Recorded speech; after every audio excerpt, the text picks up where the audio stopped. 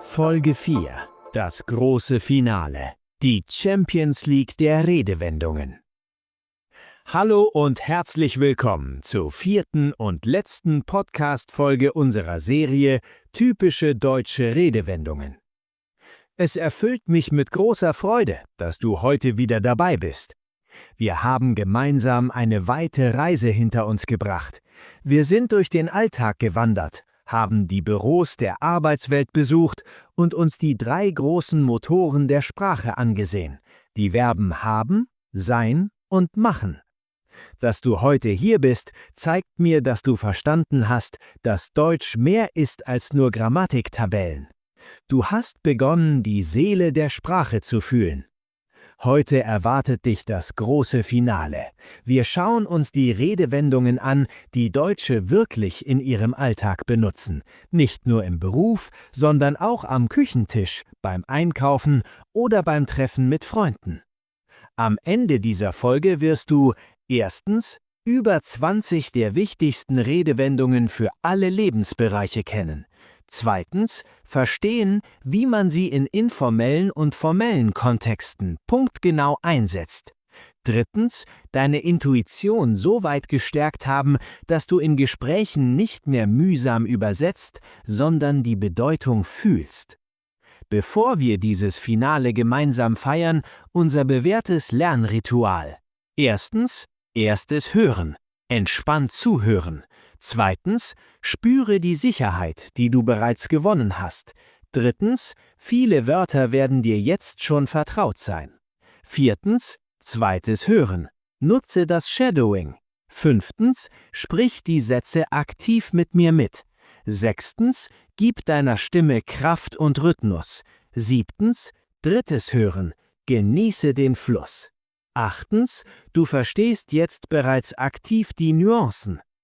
Atme jetzt tief durch. Entspanne deine Schultern, konzentriere dich auf den Moment, bereite dich vor. Viele Lernende wissen, wie man Deutsch grammatikalisch korrekt spricht, aber sie klingen oft ein wenig unnatürlich. Warum? Weil sie die echten Redewendungen nicht kennen. Redewendungen sind wie geheime Abkürzungen. Mit wenigen Worten drückst du komplexe Gefühle aus. Lass uns ein Beispiel nehmen. Jemandem einen Bären aufbinden. Stell dir vor, du bist mit Freunden beim Abendessen. Ein Freund erzählt dir mit ernstem Gesicht, dass er morgen zum Mars fliegt. Du weißt, das stimmt nicht. Er macht einen Scherz. In diesem Moment suchst du nicht nach Wörtern wie Lüge oder Witz. Du benutzt ein Bild. Du sagst, du willst mir wohl einen Bären aufbinden. Das bedeutet, du erzählst mir eine Geschichte, die nicht wahr ist. Es ist ein spielerischer, lustiger Moment. Wenn du solche Strukturen erkennst, fängst du an, Deutsch wie ein Muttersprachler zu verstehen.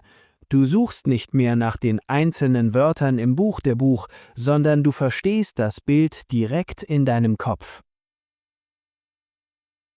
Haben ist der Motor des Besitzes. Aber wir besitzen nicht nur Dinge, sondern auch Informationen und Zustände. Etwas auf dem Schirm haben. Wir kennen diesen Ausdruck aus dem Büro, aber auch privat ist er wichtig. Stell dir vor, du bist im Supermarkt mit deinem Partner. Er fragt, denkst du an die Milch? Du antwortest, ja, das habe ich auf dem Schirm. Oder bei der Urlaubsplanung, hast du die Flugzeiten auf dem Schirm? Es bedeutet, ich weiß Bescheid, ich habe die Information parat. Es klingt viel natürlicher als ein einfaches Ich weiß es. Schwein haben.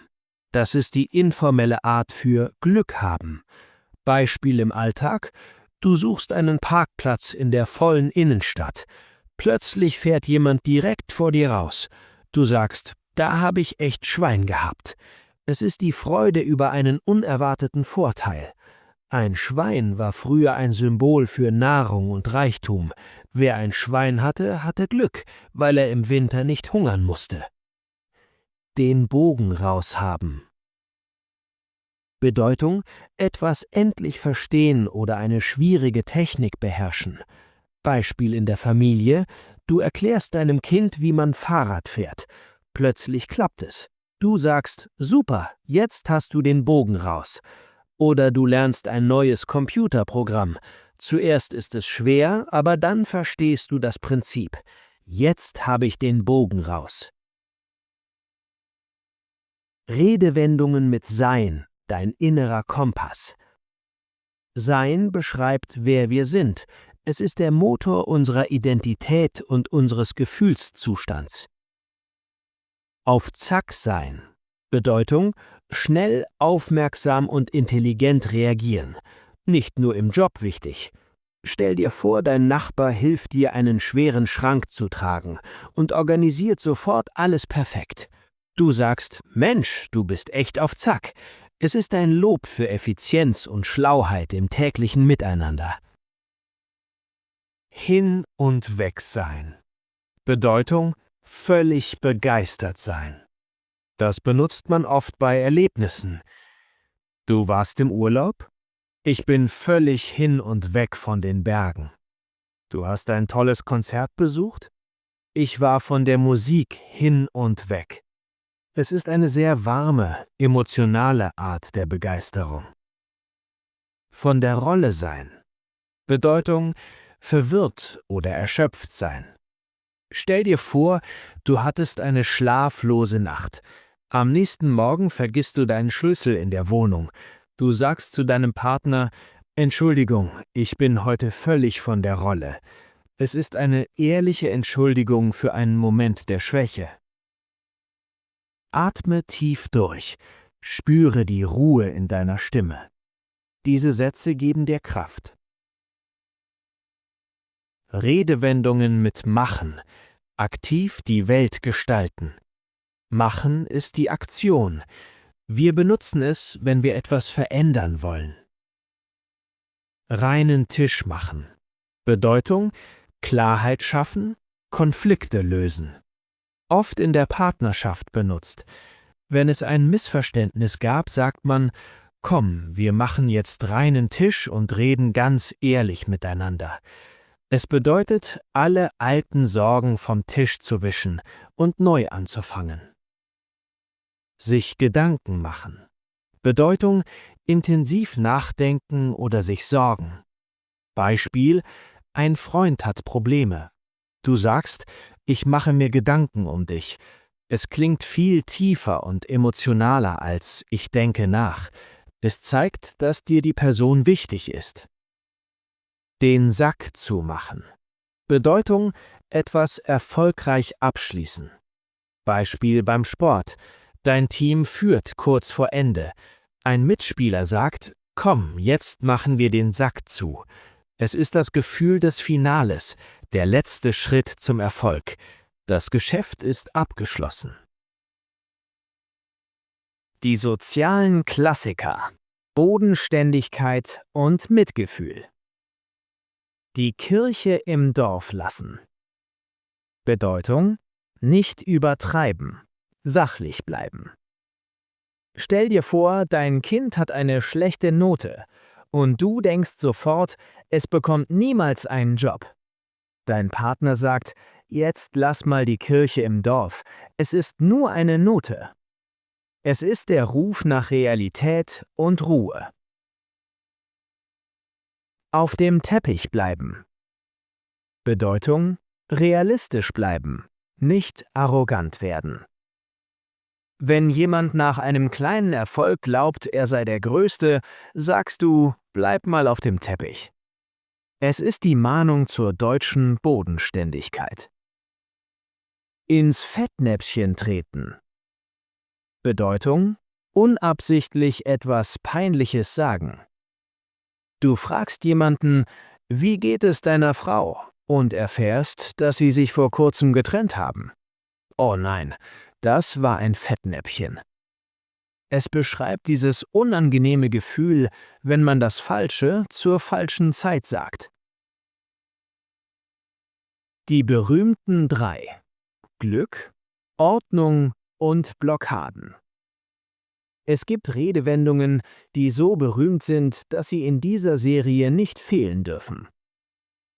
Ich drücke dir die Daumen. Bedeutung: viel Glück wünschen. In Deutschland kreuzt man nicht die Finger, man drückt die Daumen in die Handfläche. Vor einer Prüfung oder einem Date sagst du, ich drücke dir ganz fest die Daumen. Alles in Butter. Bedeutung: Alles ist okay, es gibt keine Probleme. Wenn dich jemand fragt, läuft alles mit deinem Umzug? Antwortest du, ja, danke der Nachfrage, alles in Butter. Es klingt entspannt und sicher. Auf dem Schlauch stehen. Bedeutung: Eine kleine Denkblockade haben. Du suchst nach einem Wort, das du eigentlich kennst, aber es fällt dir gerade nicht ein. Du sagst, Entschuldigung, ich stehe gerade völlig auf dem Schlauch. Das ultimative Abschlusstraining. Die Champions League. Wir kommen nun zum wichtigsten Teil dieses Finales. Wir trainieren jetzt 20 Redewendungen. Ich gebe dir ein kurzes Szenario. Stelle dir die Situation intensiv vor und sage dann die Redewendung laut und deutlich nach mir. Erstens. Szenario. Ein Freund erzählt dir eine unglaubliche Geschichte, die offensichtlich erfunden ist. Sage lachend, du willst mir wohl einen Bären aufbinden. Du willst mir wohl einen Bären aufbinden. Zweitens.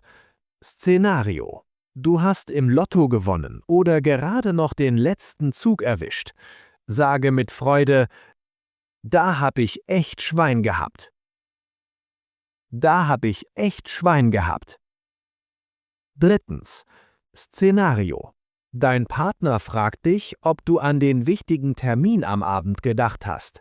Antworte sicher, ja, das habe ich auf dem Schirm. Ja, das habe ich auf dem Schirm. Viertens. Szenario. Du hast endlich verstanden, wie man die deutsche Grammatik in Gesprächen anwendet. Sage stolz, jetzt habe ich den Bogen raus. Jetzt habe ich den Bogen raus. Fünftens. Szenario. Ein Kollege hat ein kompliziertes Problem im Meeting extrem präzise erklärt.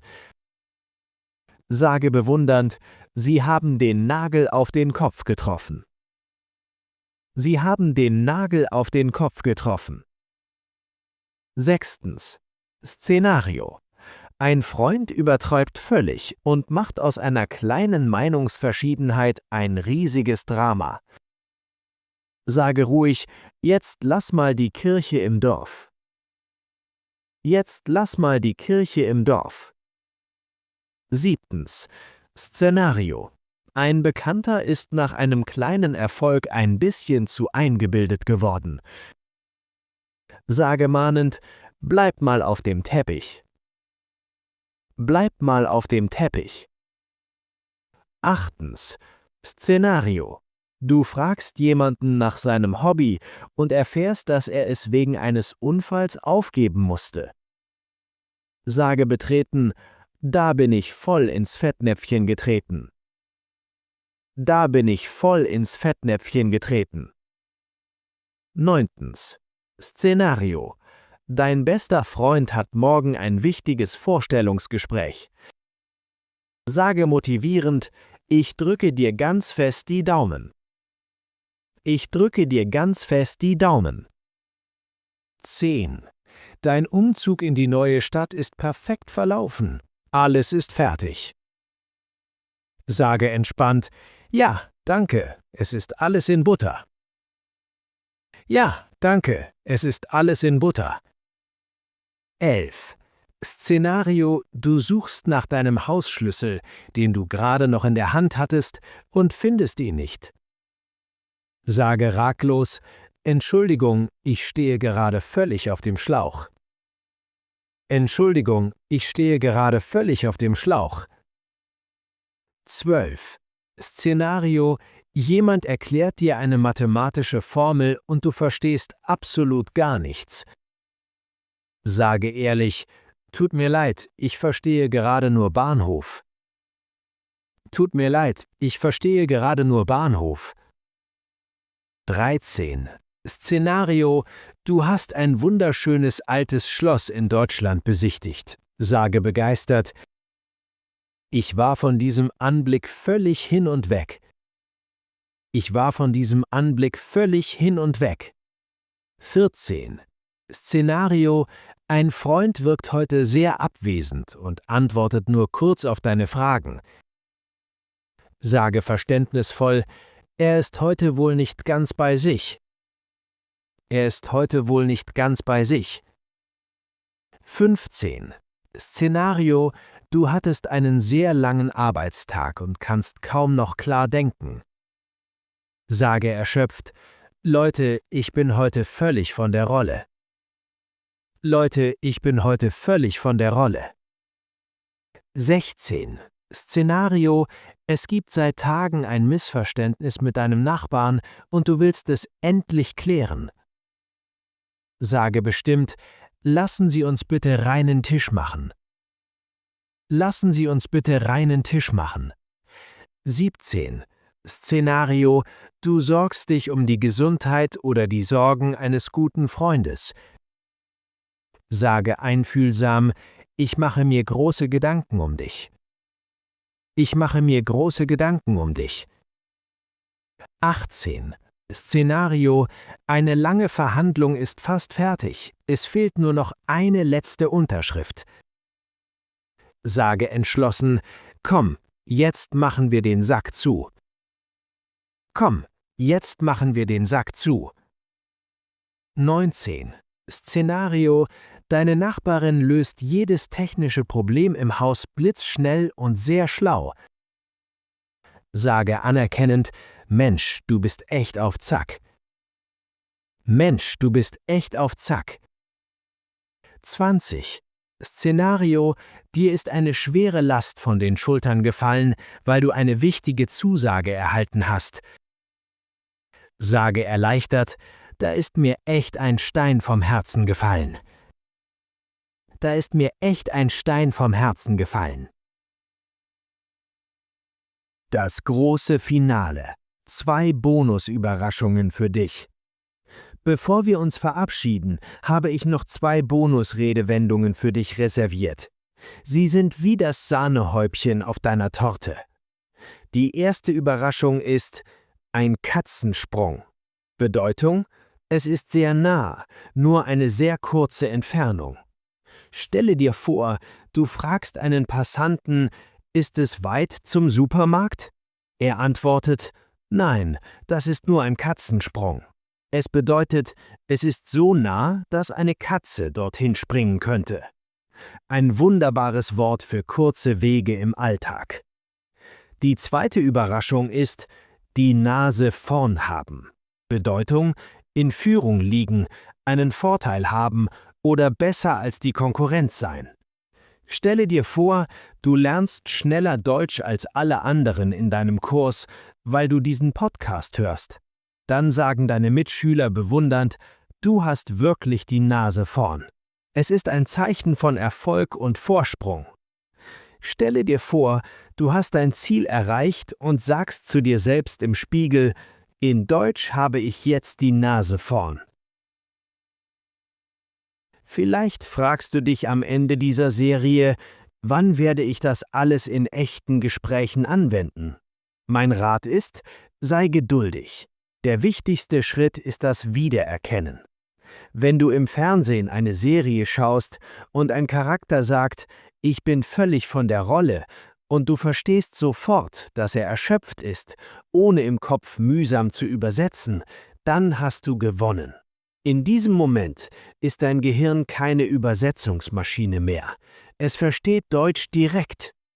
Hören ist die Basis für alles. Intuition bedeutet, dass du nicht mehr nachdenkst. Du hörst Schwein haben und fühlst das Glück. Du hörst Fettnäpfchen und fühlst die Peinlichkeit. Atme noch einmal tief ein. Sei stolz auf dich. Du hast 4 Folgen lang intensiv an deiner Zukunft in Deutschland gearbeitet. Wir schließen heute die Serie Typische deutsche Redewendungen ab. Wir haben viel Zeit miteinander verbracht. Du hast Zeit und Energie investiert. Das ist bewundernswert. Aber eigentlich ist heute kein Ende. Es ist der Anfang. Jetzt beginnt der Teil, in dem du diese Ausdrücke in der Wildnis suchst, im echten Leben. Du wirst sie im Fernsehen hören, in E-Mails lesen oder in der U-Bahn aufschnappen. Jedes Mal, wenn du eine erkennst, ist das ein kleiner Sieg auf deinem Weg. Dein letztes Lernritual für diese Woche?